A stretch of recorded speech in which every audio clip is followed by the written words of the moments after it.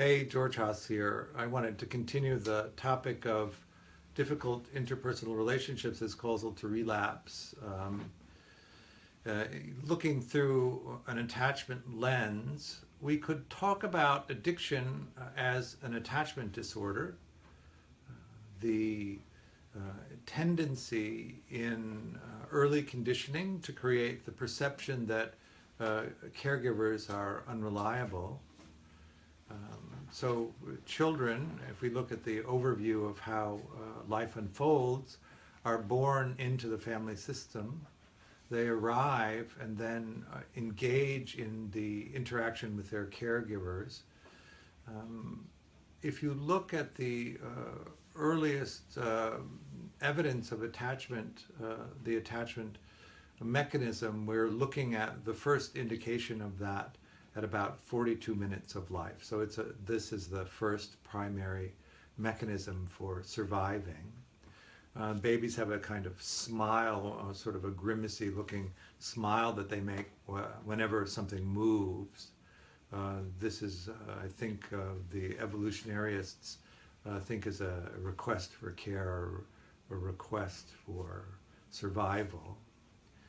And in that early cauldron of the interaction between infant and caregiver, the caregiver cries out to the world for their needs to be met. They don't really even know what they are, just that there's some sense of discomfort.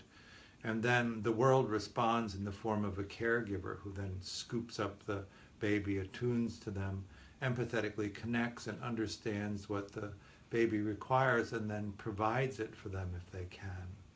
And in this dance of attunement or misattunement, a child develops a working model of themselves as capable or incapable, and they develop a working model of the world as helpful or unhelpful. The strange situation, which was an examination that Mary Ainsworth developed to determine attachment style, is first performed on infants at 10 months to a year old. So already at 10 months to a year old, children have made this determination about their own capacity, their own capability, and the response that they're likely to get from the world. And this remains stable throughout life if we don't do something intentional to change it, or if some of the vicissitudes of life don't affect it.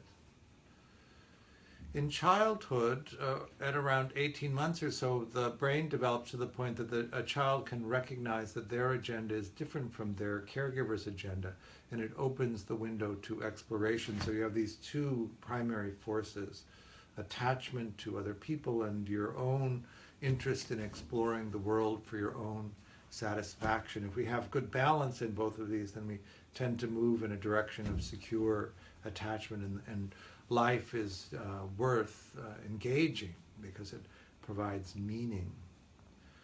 There's a negotiation period where children negotiate how their relationship, how their position, their social position in the family is going to be. And then that, 2 to 5, let's say. And then there's a latency period where the deals are all struck and the child acts in the way that they're been guided to act in the position that they've accepted in the family. Then this continues until puberty, so depending on when that happens, I know that it tends to be in our society moving younger and younger. But puberty happens, and the secondary sex changes begin to happen, the sexual maturity begins to happen, and also the brain is fundamentally changed. A child's brain is just a warrant of unattached axons waiting for stimulation to connect to. And in the process of maturation, the child's brain is stripped down to the barest scaffolding of only things that are connected. And in stripping it down, this framework creates the capacity for cognitive thinking that is new to the child, and they are, for the first time, able to calculate whether the deals that the caregivers made for them were in their interest or in the interest of their caregiver. And if they find in the calculation, in that examination of the deals that were made, if they were decidedly in favor of the parents getting their needs met at the expense of the child.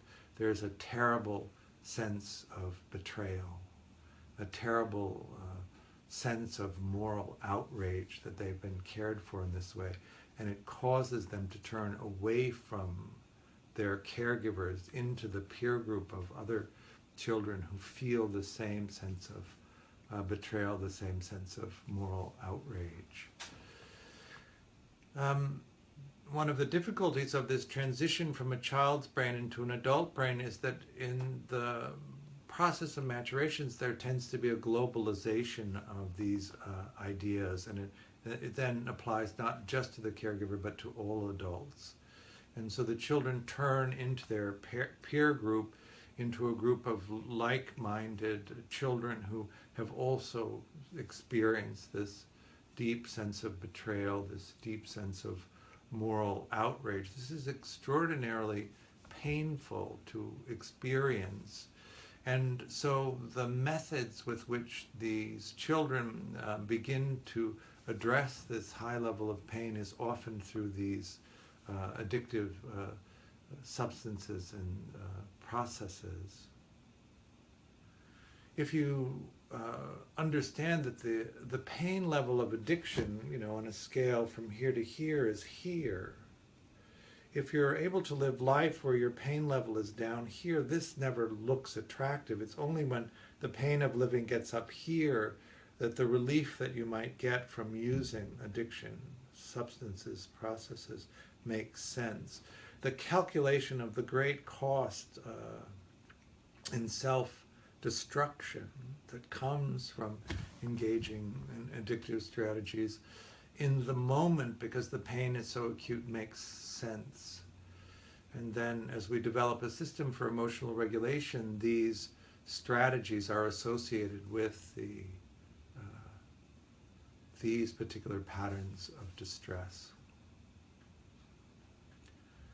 So people who use addictive substances and behaviors make a decision that people are so unreliable that they cannot be counted on for help.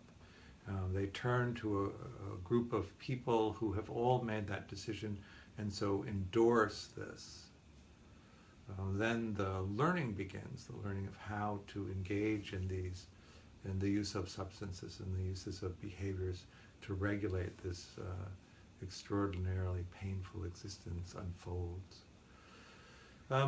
When we looked at the first module of craving and urge, the thought arises of using because it's associated with a pattern of experience. So you have your bandwidth of emotional intensity that you can tolerate. When something exceeds that, there's an emotional event that needs to be regulated, and the strategy that we have to regulate that is associated with that pattern.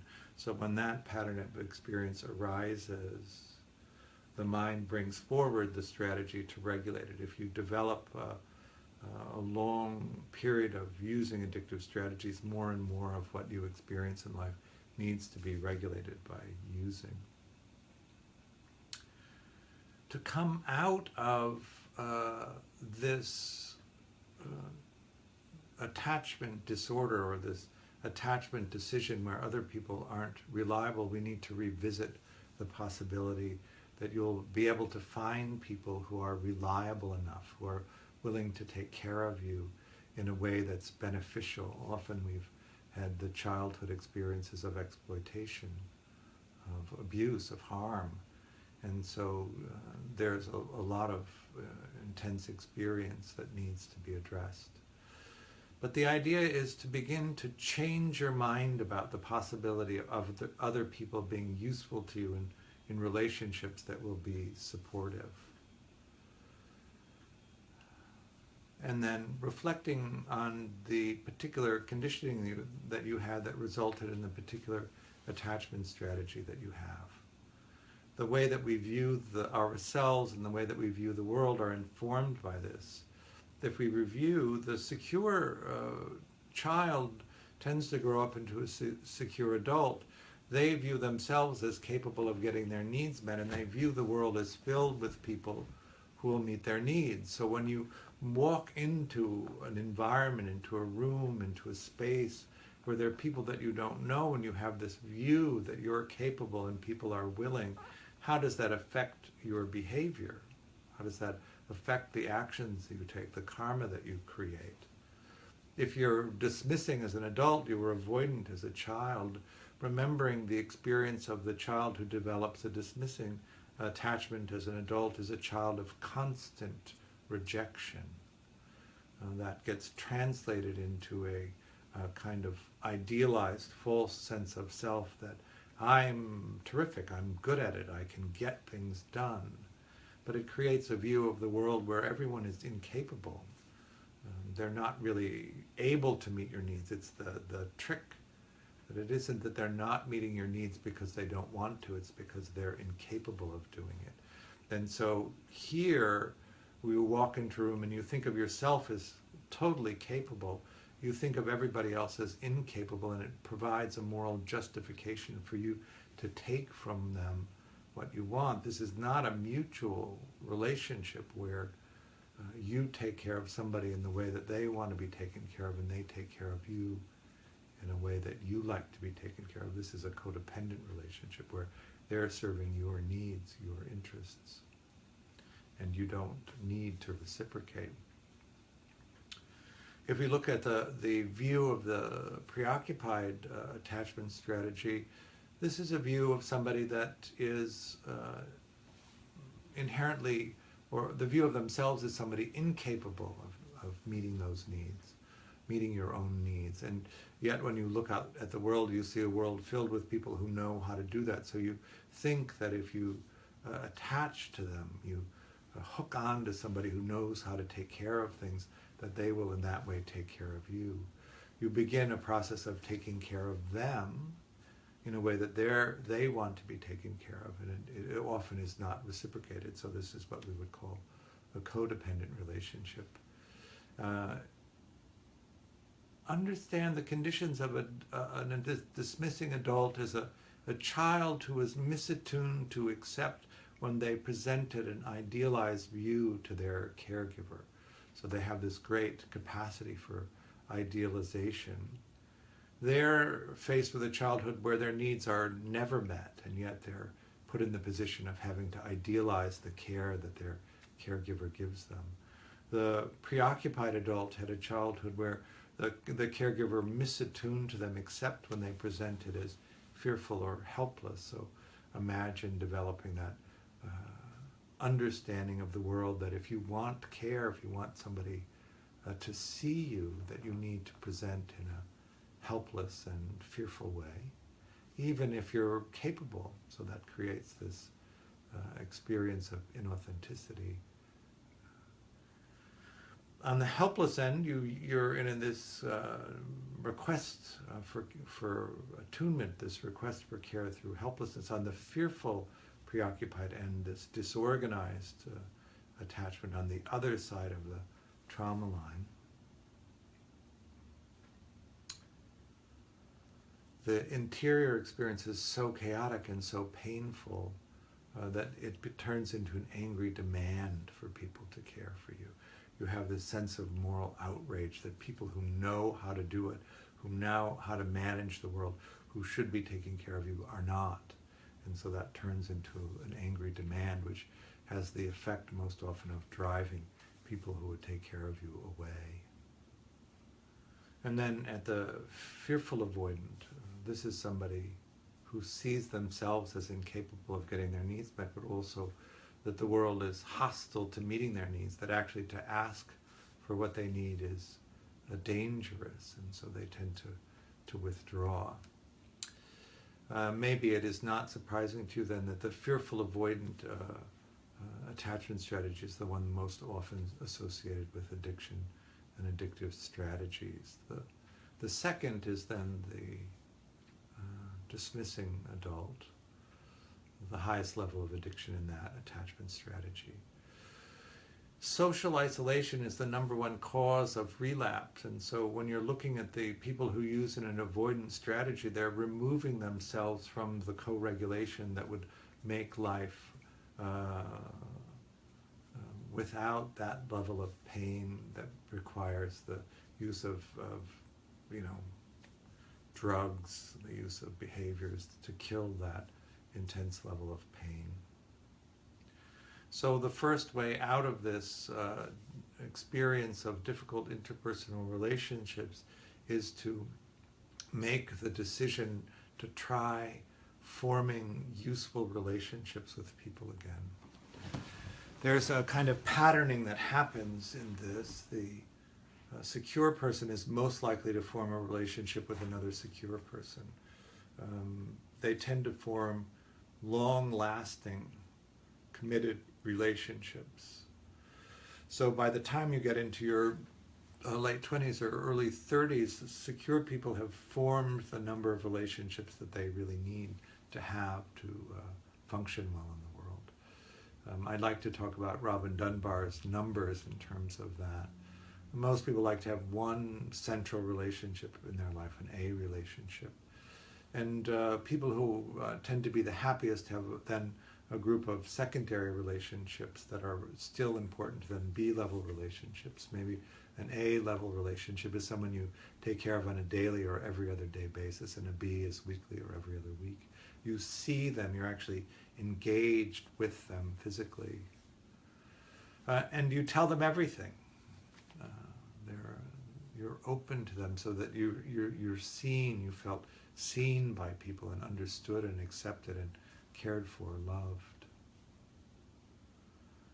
The emotional regulation that comes from that is balancing, so that you have this capacity then to explore the world, explore what's meaningful to you, and people to come back and share that with. And in doing that, life develops this richness, this meaningfulness that then carries you forward. When you're socially isolated and remove yourself from other people, you don't have the resilience to go out and face the vicissitudes in life, to really explore what's meaningful. And so you have this deprivation, not only from a lack of relationship, but also a deprivation from this lack of exploring what's meaningful, being able to share that exploration. So we make a decision to re-engage in relationship and then begin to examine the skills that we have in relationship so that we can begin to form functioning relationships. So then we're turning again to the skill set of secure attachment. Dismissing people tend to have relationships with dismissing people, preoccupied people, or fearful avoidant people, but they don't tend to have relationships with secure people. The codependent nature of relationships with a dismissing person precludes the secure relationships, because those tend to be mutual. Reliable and mutual relationships are what's required by secure relationships. When you demand in a relationship that you are cared for without the need to reciprocate, then you're excluding that. Two, dismissing people can form a bond because the mutual idealization of each other forms the basis for that. In a preoccupied, dismissing dynamic, the preoccupied person abandons their own path and takes on the support of the dismissing person's path. This is reassuring to the dismissing person. In the beginning, they tend to be very seductive, and once they feel that they've got you hooked, they tend to withdraw. The preoccupied person is happy to abandon their own path and pursue the dismissing person so that they can be taken care of. And the dismissing person is reassured by the pursuit that they won't be abandoned. Understanding that underneath all of this attachment stuff is the regulation of the abandonment here, the regulation of the fear of how precarious the physical world is. Dismissing person can be in relationship with a fearful avoidant person, because when the fearful avoidant person shows up, they're willing to put a lot of energy into the relationship, but when they need to withdraw for their own self-regulation, the dismissing person simply moves on. There isn't a strong concern or attachment. They're happy to take the fearful avoidant person back when they show up again. You show up with juice for a dismissing person, they're happy to receive it. The preoccupied person can relate easily to a dismissing person, but also to a secure person. The secure person meets their needs enough so that they feel reassured and can settle into that relationship. They're happy to pursue a relationship with a dismissing person. When they get fed up with their needs never being met, they can stomp off and protest, and the dismissing person tends to pursue them in the seductive mode again until they're re-engaged, and then the roles flip, and the dismissing person is withdrawing and the preoccupied person is pursuing. This is less intimate, of course, because the distance between them remains the same, even if the who's pursuing and who's chasing changes. A preoccupied person does not tend to be in relationship with a fearful avoidant person, because the fearful avoidant person, when they're dysregulated, needs to withdraw to re-regulate, and the main goal of the preoccupied person is proximity. So the need for proximity in the preoccupied person doesn't match well with the fearful avoidant person. So fearful avoidant people, because of this need to withdraw, become unreliable, and so they exclude from their lives mostly the secure possibility, because what secure people require is reliability in relationship, mutuality, reliability. So fearful avoidant people often have no relationships with secure people. They have relationships with dismissing people that they come in and out of, and don't tend to have lasting relationships with preoccupied people. They have them with other fearful avoidants. Those relationships tend to be unstable, but there's an inherent understanding in other fearful avoidant people that the need to withdraw is something that's vital to the person. So as we understand that this is deep conditioning that causes the arising of these attachment patterns, you'll need also to do deep work to uproot them. So what you can do as an interim strategy is learn the skill set of secure attachment and use those as the responses in this new way of attempting to be in relationship, to see the value of co-regulation for emotional stability, to begin to identify people that you can co-regulate with. This is an automatic, unconscious process. So what we are really looking at is finding someone whose conditioning works with your conditioning.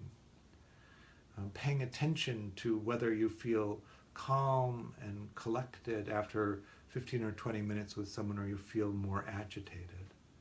Moving in the direction, putting more energy into relationships with people that you find are settling, calming, regulating.